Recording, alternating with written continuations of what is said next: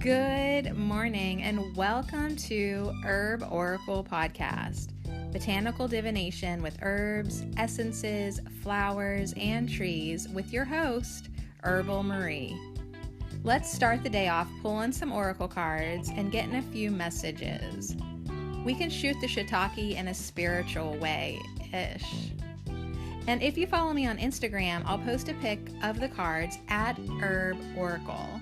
Thanks so much for joining me. Here we go.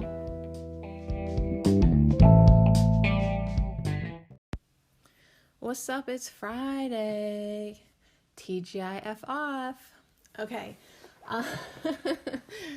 We've upgraded our FU to a F off. I think it's happier. I think it feels better. I think we're moving up the frequency. We're moving up the energetic scale. Absolutely. FU to F off. I mean, there's just more of a happy note to it. So, good job, everybody. We made it through another week, I guess, right? There's no medals waiting. There's no trophies waiting for us, but we did it. So, surely we got through some hurdles.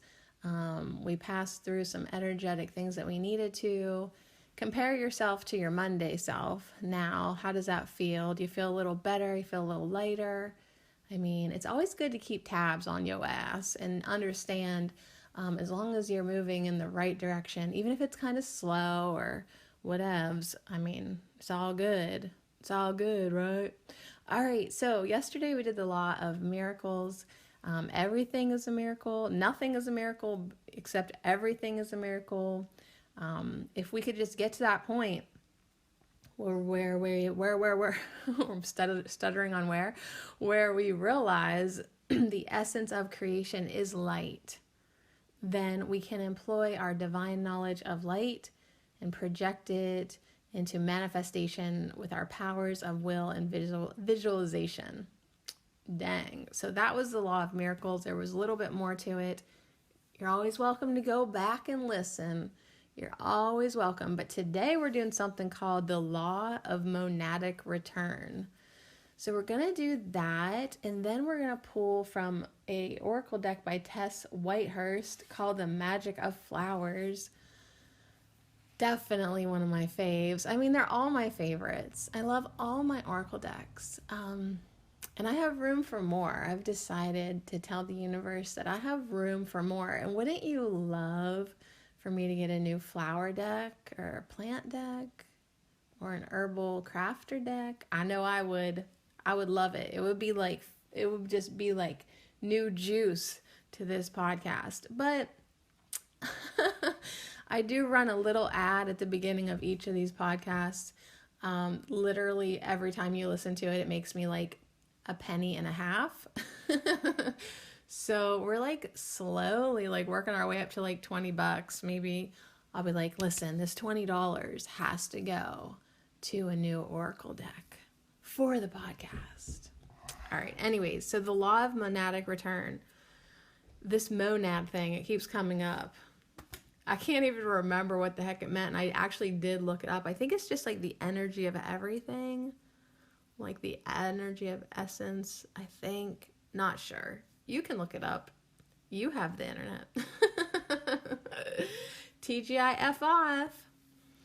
The law of monadic return. This law concerns the force of evolution and is the sum total of three influences. I guess we're doing it. Here we go. All right, so this is all about the force of evolution. It's the sum total of three influences. The strength of vibrations from the 7 stars of the Great Bear depend upon the closeness of the connection and the accuracy of the alignment between any particular heavenly man and his prototype. Okay, that's the first one. The second influence is the 7 sisters or the Pleiades. Third is the sun Sirius. It is the appearance or the disappearance of these waves of life force which sweeps into incarnation the divine pilgrims, and which brings about the cyclic manifestation of such great lives as the silent watcher and the great sacrifice. Within limits, man is the controller of his destiny, wielding forces and energies, manipulating lesser lives, and controlling lesser centers of energy. And as time passes, his radius of control becomes, it says Eve more extensive, but I think they meant ever more extensive. Oh, this thing is not without its typos. Trust me. All right, so I'm going to put an R there because I just feel like his of control becomes ever more extensive. Okay. I'm taking things into my own hands. Oh, wow, I'm in here. Put on lip balm. There we go. Okay, so this is kind of getting galactic, yo. Yeah. You know I love it. You know I love it. It's galactic. So the seven sisters, or the Pleiadians, or the Pleiades, that whole part of the cosmos, I guess, is one of the three influences of the law that concerns the force of evolution. So the strength of vibrations from these three influences, the stars of the Great Bear and the seven sisters and the sun Sirius, apparently, like, what it said to me, like, did you get that, like, it was putting out this energy that maybe was it kind of in control of incarnations, perhaps? I don't know, pretty deep stuff. Deep stuff. This is like the remix today. It's just telling us personally that within limits, we are the controller of our destiny. And we can wield forces and energies and manipulate lesser lives and control lesser centers of energy. But as time passes, if we practice, our radius of control becomes ever more extensive. So yeah, I mean, just like try to control your emotions for right now. Like, we are not, like, we're not letting you create any universes yet. Like, you need to practice. You're probably not going to get any galactic responsibilities at this point. Yeah, because we just want you to work on your little tiny manifestations here up in the earth plane. So keep working on that, and yeah, you'll get better at it. And like, I love the higher energies. Clearly, they are made of love because they have an incredible amount of patience and just, adoration for our little human asses. While we just try to figure stuff out, like, oh, you're doing so good. All right. So anyways, without dedicating too much more time to the law of monadic return, I don't even know what kind of notes I'm going to take on that. Like, dang. Yeah. So that's so funny. It's like, yep. Keep playing down there on Earth. Someday we might let you come up here to the cosmos and play in the stars. But for right now, y'all need to just keep it down low. So speaking of the down low, I have this really fun song in my head. It's called Bicycle. So if you need like an uplifting, fun, like literally, like it'll make you smile, I promise. If you want to kind of turn your TGIF off vibe into like a happier place, look up Bicycle. It's by someone called Phyllis. I have no idea. It's called Philous. Phyllis. And it's with Phyllis and this other interesting artist named Klei. So Philous and Klei made this really fun song called Bicycle, and it'll make you smile and it'll make you laugh. So the part that's in my head that's going like round and round is like, do I look so cool? Do I look so cool? On my bicycle, on my bicycle. And it's just so funny that like, if you have even just a tiny bit of a sense of humor, I think you're really going to enjoy it. So have that. Take that. If nothing else from this broadcast, if like the law of monadic return didn't do it for you, and I get it if it didn't, look up Bicycle and do I look so cool? Do I look so cool? On my bicycle, on my bicycle. It's so funny. There's more to it. But unlike my daughter, who can literally hear a song a few times and like memorize all of the lyrics, like what? Like I never remember any lyrics, even to my favorite songs that I've listened to hundreds of times. Nothing ever sticks. So I do not retain information. That's why I have to have information flow through me in current now moment time. And then even if it, when then it goes, it comes and it goes. For instance, on my YouTube channel, I've started doing crystal classes. That's what I'm calling them. I'm going through the Crystal Healing Oracle and we're doing each card. And so we're just focusing on one crystal per live stream. And like literally nothing sticks. Like last night we did the Moonkite Jasper, and we've already done Black Tourmaline and Flint. Those are our 3 that we've done so far. And like, yeah, like I can't really recite much. I understand that like the keyword, like Moonkite Jasper is supposed to be about the dream time. Flint was about portal power. And Black Tourmaline protection. So I guess like that's good, but like all the minor details, nothing. Same thing with like I'm reading an astrology book at night. Well, I was up until a week ago, until my life got turned upside down. And like, yeah, I understand it when I'm reading the astrology book, but then like, I don't know, like after I close the book, like all I gain is like a little bit of like wisdom, but no factual recall. Like the details are gone, but at least I take something, I hope, on a personal energetic level. And I enjoyed it, so All right, so here we go. I got the deck out. I've been shuffling it. It's actually kind of a quieter deck. Like sometimes when I shuffle cards, like it like blasts in your ear. These ones are like so fluid and like movement and flexible and really goddess energy, and definitely a divine feminine deck. I really love this deck by Tess Whitehurst. She did an awesome job, like for real awesome sauce. And yeah, I dig it. Y'all. So I feel fun now because like I have the bicycle song in my head. We just talked about the 7 sisters, which is Pleiadian energy, the Pleiades.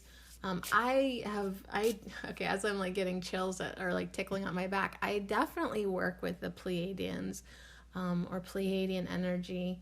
I think it was like really the first energy that maybe came through. Not quite sure. I don't know. Like Sirius. I also work with Syrian energy too. Like as far as like a lot of times that resonates. Sometimes it takes me out of my comfort zone. But Pleiadian energy is like, honeys, we love you and you can do whatever you want, and we're just gonna help you get happy. It's a real fun energy to work with. So that's fun that it came into my herb.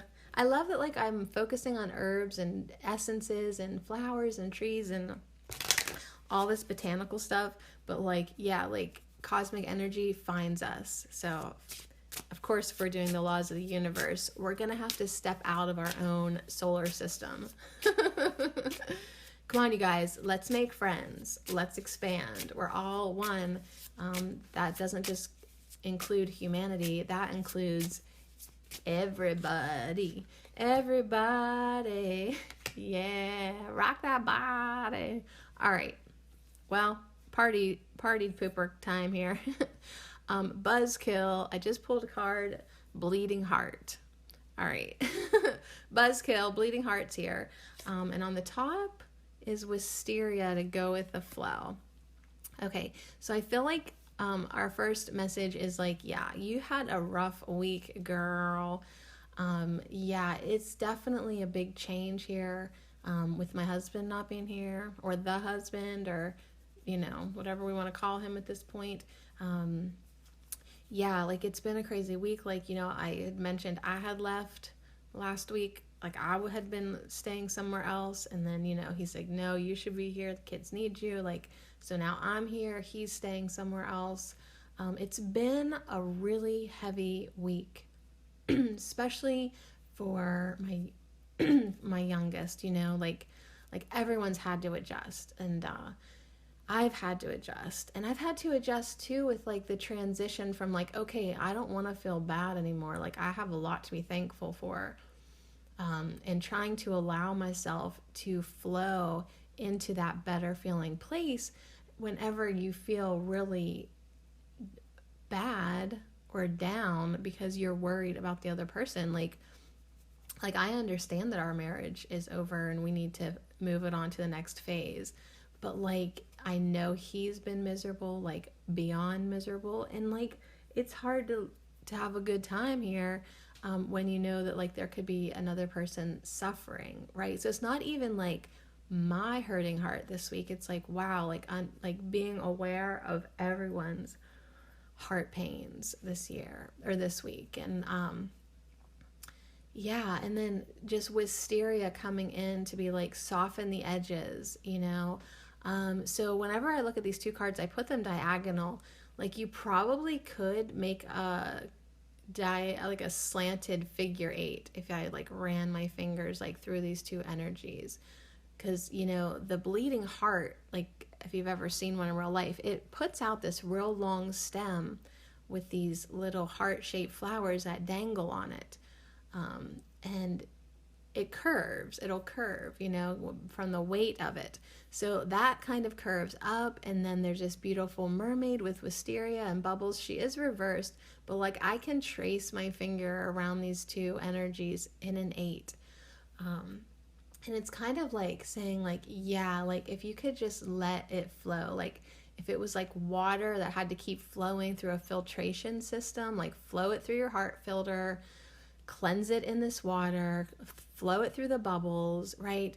And keep letting the energy move so that it clears itself and purifies itself and doesn't get stopped by anything. Because it's like, okay, yeah, like your heart is hurting. Like the best thing to do is let that energy move out, feel those emotions, keep it going.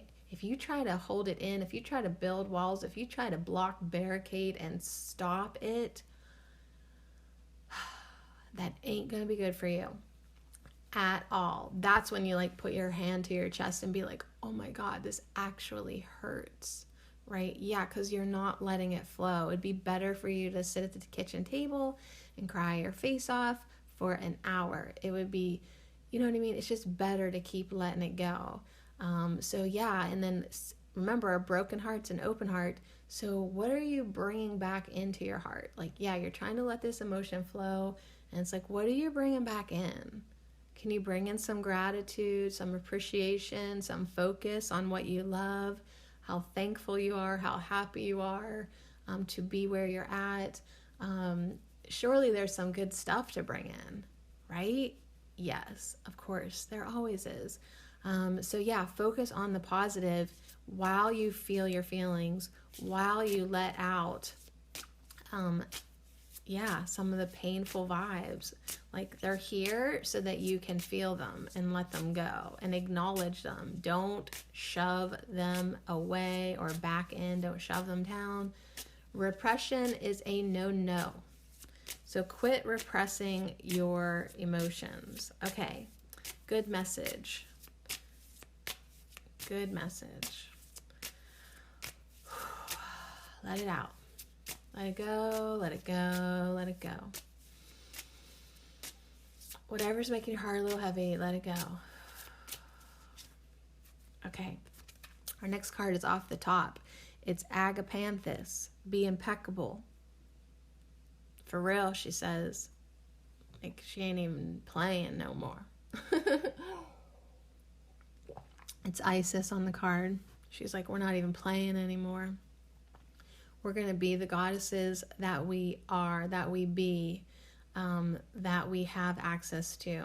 This energy, this impeccable energy. You're going to be impeccable with your thoughts at this point. You're going to be impeccable with your discipline, your daily practice, your kindness, your compassion. You're going to be impeccable with your mouth. You're going to filter what you say first through your heart space, right? You're going to be impeccable with being easy on yourself, being forgiving on yourself, being gentle with yourself. And on the bottom, we have a honeysuckle reversed. It's this downward diving hummingbird.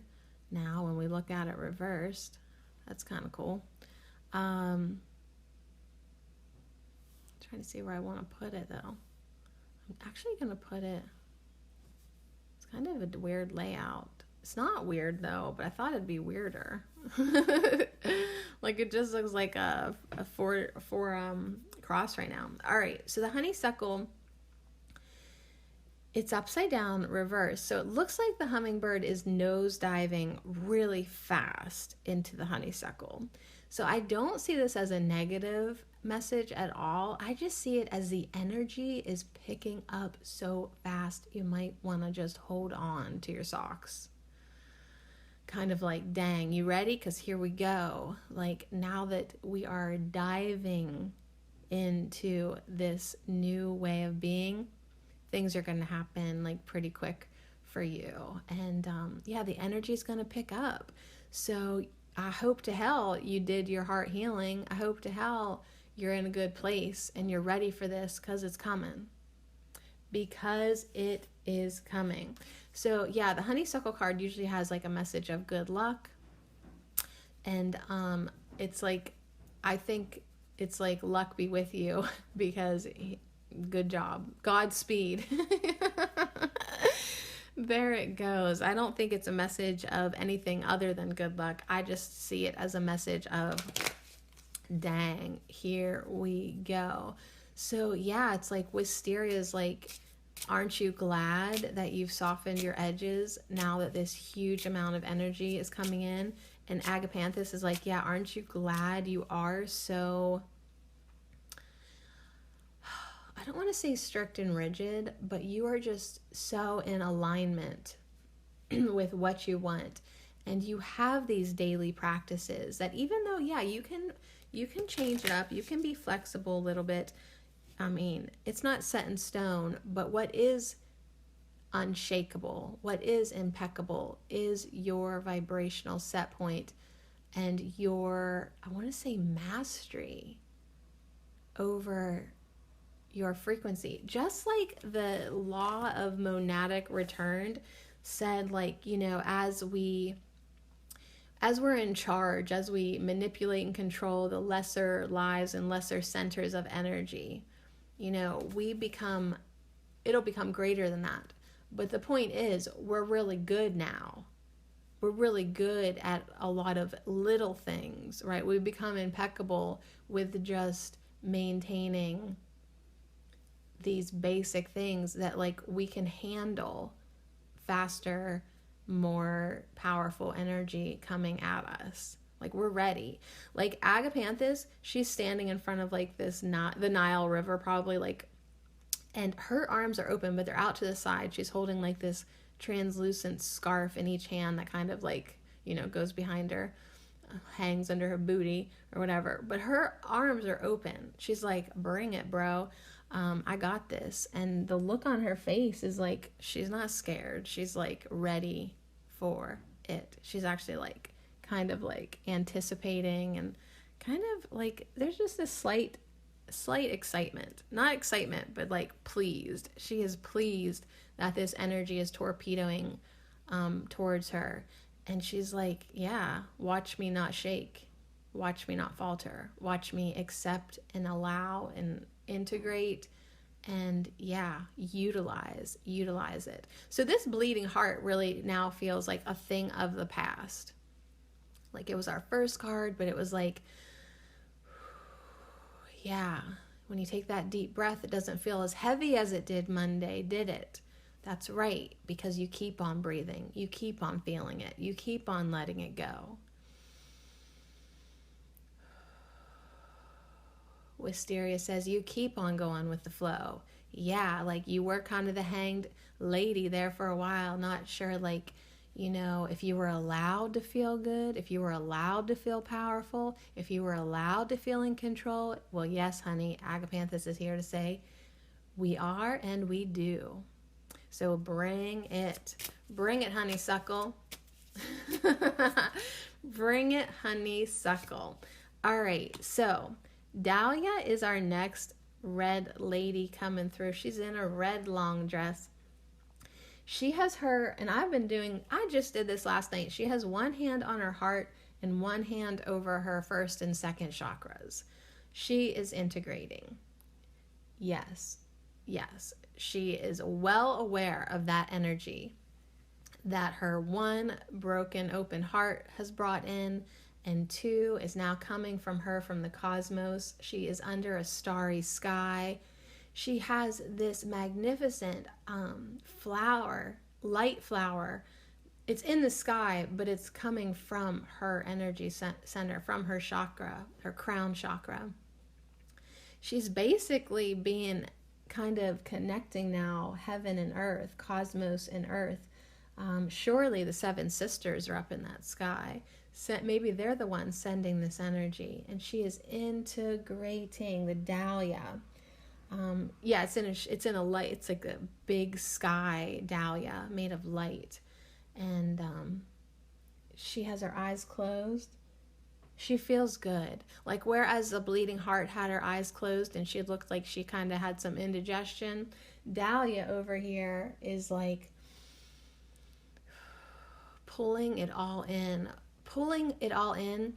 and then kind of cycling that energy within her own self, putting her hand on her heart, putting her hand over her womb, right? Sending love to herself, sending acceptance to herself, sending respect to herself, just this unconditional, oh my God, embrace of self. And on the bottom is Morning Glory. What's up, ho? Morning Glory is here for us to be like, yes. And after this long night of loving self, awaken to the magic.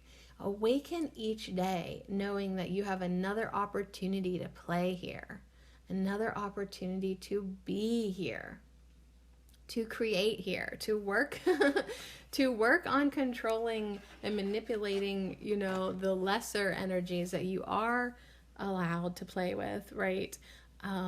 But know that it's fun, it's cool, you are enough. You don't need to be in charge of the solar system right now. That's not your job right now. Your job here is to wake up every morning and find the light, shine the light, to be the light. Wake up every day and be alive and quit dicking around with this lower vibrational crap. Like, enough already. Enough. Enough pain, enough suffering, enough guilt, enough feeling bad, enough worrying about the other person that they can't get their life together. It's time for you to do you. Okay? It's time for you to be the powerful goddess that you are. I just looked down at Agapanthus and literally she just looked so pleased at me. Like, honey, yes, that is the energy we've been waiting for you to tap into. We've been waiting for you to let go of this low self-esteem, this barely good enough vibe, right? Like, it's time for you to step into your power. And that's what Dahlia and Agapanthus are both kind of saying and integrating. And yeah, it's like, even when you step into your power, Dahlia's saying, yeah, you still have work to do. Like, it's not just like, boop, I'm powerful. Like, you still have to honor where you're at. You still have to integrate, even if, because it's not like something that you're familiar with, right? Like, you're familiar with being like, oh, little old me, I'm nobody, right? That's what you're familiar with. Like, you're not familiar with putting your shoulders back, sitting up a little straighter, understanding how powerful you are, that you're a creator, that you're goddess, God energy, that's not your familiar set point. So you're going to have to keep kind of working on that every day. Just like Morning Glory says, every day there's another archway for you to walk through, right? As night dissipates and you wake with the sun, which I have been.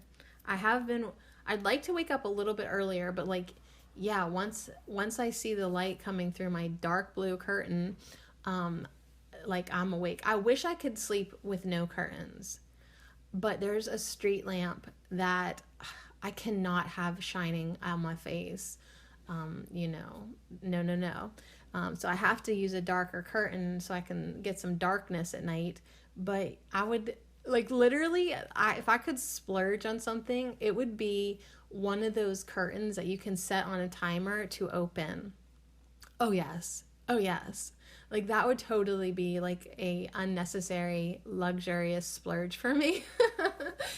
Because I would love for it to open like right before the sunrise. Like, I would get up earlier. I know I would because I am definitely governed by the moon and the sun, both. I mean, I can definitely be one with nature, which kind of worries me because it's going to be winter now, like right first day of, like, it's not even fall yet, but like I'm already like, it's almost winter. And it really does, like, it doesn't get lighter till later, so I might actually have to set an alarm, which I was thinking about that, like, remember when I first started this podcast, I set my alarm for like 5:15, right? Because I wanted to get up. I actually wanted this to be a morning podcast. Like, I wanted you to get it in the morning, not like in the afternoon.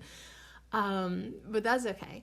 But anyways, I was interfering with someone's morning routine, and he basically like made me feel like I couldn't get up until after he left for work. So I rescheduled all that, and then ever since, like, it's just gotten later and later and later and later. But anyways, my point is, I don't have that excuse anymore, right? So I could probably get up as early as I want. So it is difficult though, because even though I go to bed early, like, the kids wake me up a few times after I go to bed, and then like I'm up until midnight or 1 or 1:30. And, because after, like, you miss that window of sleeping, like, bam, the energy comes back to you. And so anyways, yeah, like, just, I'm only getting about, like, I'm sleeping from, like, maybe, like, 2 to 7. Yeah, I've been sleeping, like, 2 to 7. So anyways, we'll see. But I love the fact that, like, at least I'm getting up for that peachy pink sky that's still there. But I could get up earlier. And see, like, I don't get outside right away because I have to brush my teeth and poop. Like, I'm on a schedule, y'all. Like, I get up and I'm like, okay, let's start the day right. But anyways, it's still pretty good, and I'm still getting, what time is it? It's 8 o'clock right now. So, anywho's, let's wrap it up.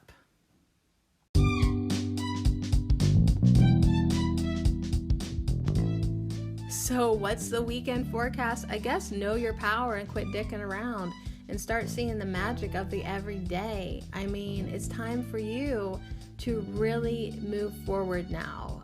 We had a rough week, whatever. We had a rough life. Now it's time for you. You've done the work. There might still be a little bit work to do, but it's time for you to really be impeccable now on your spiritual journey. Know your power and quit dicking around. I hate to say that, but that's the energy. Quit dicking around, okay? You are better than this. You can do better than this. You can use your energy better than this. And I know that sounds like judging, because like it's saying that you weren't doing it good when I'm saying better, but come on, be better, be best, okay? So thank you so much to Dahlia and Agapanthus, Bleeding Heart, Wisteria, Honeysuckle, and even that hoe Morning Glory. Like, I have learned so much from Morning Glory this week, especially. I'm respecting her a lot more. I'm still gonna pull her out when I see her hoeing up in the garden, but that's another deal. The point is, she's like, you need to awaken to the magic and walk through the doorway. walk through into the new day, into the new light, into the new energies that are coming at us. Remember, Honeysuckle said, get ready, because we are torpedoing new energies to you. So be Agapanthus, open up your arms, receive, be Dahlia, bring it into your body, integrate it into your body. It could feel a little bit intense. Wisteria says it's okay, just hang out, just go with the flow, you're gonna be fine. And Bleeding Heart says, thank you, baby Jesus, we are finally gonna heal up this heart space, and then we're gonna keep it open. So on that note, TGIF off, have a great weekend, know your power, and quit dicking around.